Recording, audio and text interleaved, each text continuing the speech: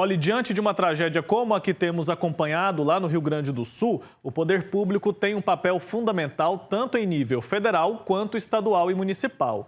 Os esforços, no primeiro momento, devem se concentrar em resgatar pessoas em situação de risco e garantir a chegada de itens básicos como medicamentos, alimento e água até as pessoas atingidas. Mas outras ações são esperadas também para garantir o futuro de quem perdeu tudo que tinha por conta do desastre. Eu vou conversar ao vivo sobre esse assunto agora com o analista político Melílio Diniz. Ele está conectado aqui com a gente. Doutor, bom dia, bem-vindo. Bom dia, Wilker. Bom dia a todos do Jornal Brasil Hoje. Uma alegria estar com você, apesar da clara e lamentável tragédia que o Rio Grande do Sul atravessa nesse momento. Pois é, doutor. Sempre bom recebê-lo também. Infelizmente, o nosso assunto não é nada agradável nesta manhã. Quero entender do senhor quais são os principais desafios enfrentados nesse momento pelo poder público diante de uma tragédia como essa que a gente está noticiando aqui lá no Rio Grande do Sul. O grande desafio é o atendimento imediato a essas situações de vulnerabilidade. O Wilker e a reportagem têm mostrado que esse conjunto de tragédias exige uma pronta resposta. Pronta resposta esta que passa ano, entra ano, sai ano, a gente vai percebendo que não é eficiente.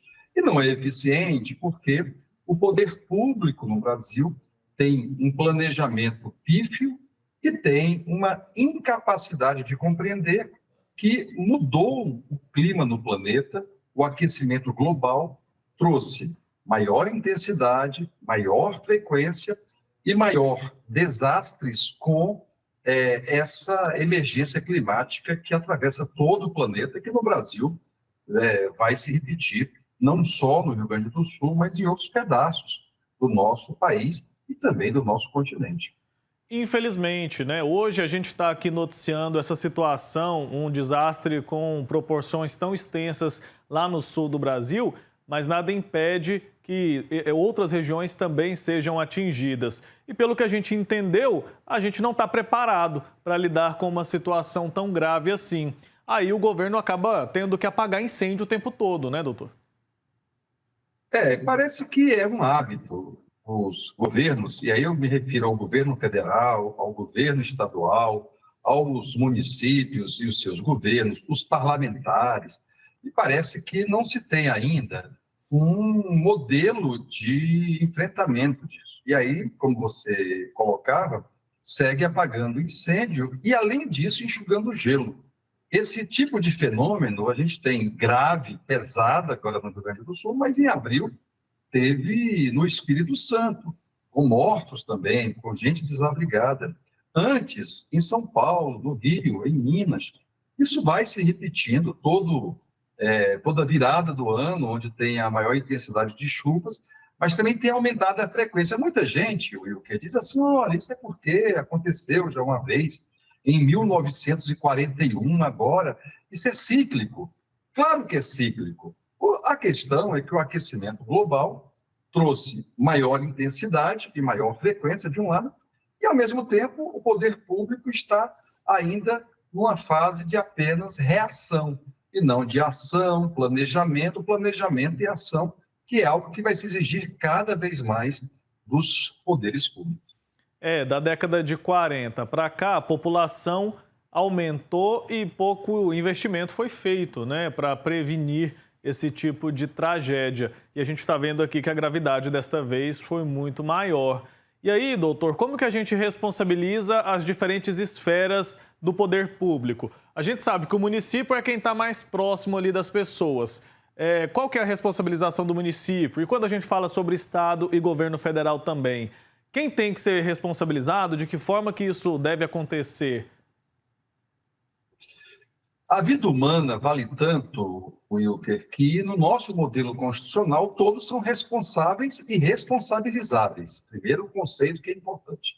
Agora, cada um tem um papel com mais predominância numa área do que da outra. Por exemplo, o município não pode permitir que a ocupação urbana seja desordenada.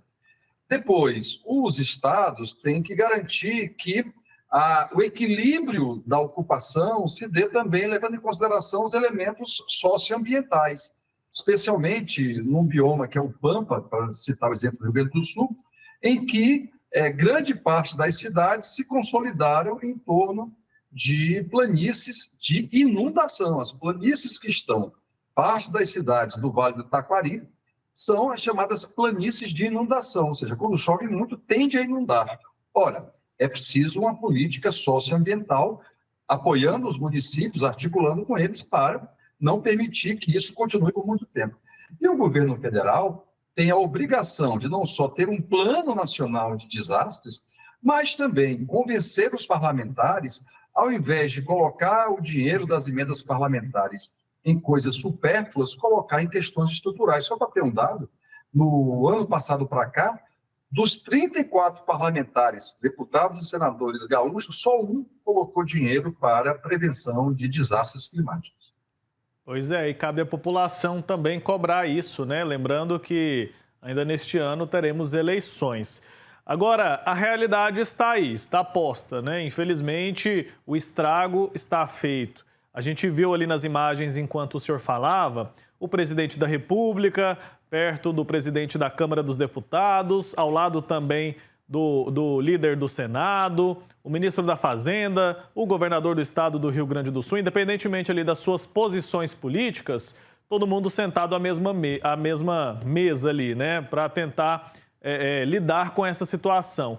Qual que é a avaliação que o senhor faz nesse momento da atuação do governo de forma geral até aqui? Eu creio que o governo está tentando enfrentar, como a gente dizia antes, e apagar esse incêndio ou enxugar essa inundação. Eu creio que poderia ser feito mais coisas. Claro, sempre é possível fazer mais coisas. E o problema das tragédias é que todos têm razão, ainda mais uma tragédia dessa dimensão e dessa escala do ponto de vista da vida das pessoas, da propriedade das pessoas. Agora, é claro que a gente aqui tem que separar as etapas. A etapa agora é de salvar vidas e tentar reduzir o tamanho do desastre. Depois, há esse momento da reconstrução. E aí, a reportagem da TV Pai Eterno já ofereceu aí caminhos que estão sendo descobertos. Mas me parece que a gente tem que avaliar também no que será feito para que isso não se repita. Eu quero insistir nisso. Todos os anos, muda o cenário, muda a região, muda o nome das pessoas, mas nós temos acompanhado com frequência esse tipo de desastre, e isso vai aumentar por uma questão ambiental e por uma questão climática, e a gente precisa parar de apagar incêndio e enxugar a água da inundação. Pois é, esse é um desafio que fica, que essa tragédia sirva de lição, né? Infelizmente, muitas pessoas tiveram que perder a própria vida, perder tudo que tinham para que a gente olhasse com mais atenção para esse cenário. E agora, o processo de reconstrução, isso deve esbarrar em burocracias? O que pode ser feito? Como que a nossa legislação prevê a reconstrução no caso de uma tragédia como essa? Na verdade, a burocracia cria obstáculos tanto no campo orçamentário, na execução de obras e de resolução de questões, e terceiro, a burocracia também cria desafios de articulação entre os níveis de governo, federal, estadual e municipal. Eu creio que esse episódio, e parece que o Congresso Nacional vai criar uma legislação própria para esse caso do Rio Grande do Sul, vai tentar reduzir a dimensão burocrática. Diminuir a questão burocrática não é reduzir o controle e, ao mesmo tempo, evitar que haja corrupção. A gente sabe também que nesses episódios de resposta a desastres, muitas vezes o dinheiro é mal gasto quando não é fruto de um ato de corrupção. Então, a gente tem que ficar vigilante. Você dizia uma coisa importante, a população tem que ficar vigilante, os órgãos de controle têm que ficar vigilantes, mas, ao mesmo tempo, transformar a burocracia em solução e não em problema. Perfeito. Então, o senhor está dizendo que tem como a gente garantir eficiência, transparência na alocação dos recursos para recuperar essas regiões atingidas? Tem como fazer isso? Tem que ter eficiência, tem que ter transparência e tem que ter resistência da população para poder acompanhar isso de muito perto. E aí, Wilker, esse processo é um processo que a gente vai amadurecendo, mas ao mesmo tempo a gente vai cobrando. Eu quero destacar o papel de toda a imprensa do país inteiro, também a imprensa internacional, e o papel desse nosso Brasil Hoje, desse jornal Brasil Hoje, que tem trazido aí tantos temas importantes como esse, do desastre socioambiental que está acontecendo no Rio Grande do Sul. Quero mais uma vez dizer que, além da eficiência, da transparência e da resistência, a gente tem que estar lamentando a perda de cada vida humana e também da propriedade no dia a dia. Imagine recuperar, eu tenho amigos espalhados pelo Rio Grande do Sul, acompanhar a situação de cada um, alguns ficaram 3, 4 dias sem água. Imagine quem está nos escutando agora ficar 3, 4 dias sem água, pensando no que vai conseguir comprar ou comer nos próximos dias. É um pouco o quadro, e eu quero estimular a solidariedade do povo brasileiro, a solidariedade de todo mundo, e ao mesmo tempo a força dos gaúchos, especialmente, que têm sido bravos e muito resilientes, além de resistentes. Perfeito. A gente está falando aqui de vidas perdidas, famílias que perderam entes queridos, então isso tudo deve ser levado com muita seriedade, com muita responsabilidade por todos. E quando o doutor fala aqui sobre pessoas sem água, não é a mesma coisa de faltar água na casa da gente por algumas horas, não. A gente está falando aqui de gente que ficou sem água potável. Até este momento, tem cerca de 500 mil pessoas no Rio Grande do Sul que não têm acesso ao mínimo que é água para beber. Obrigado, viu, doutor, pela sua presença aqui. É sempre bom falar com o senhor. Até a próxima.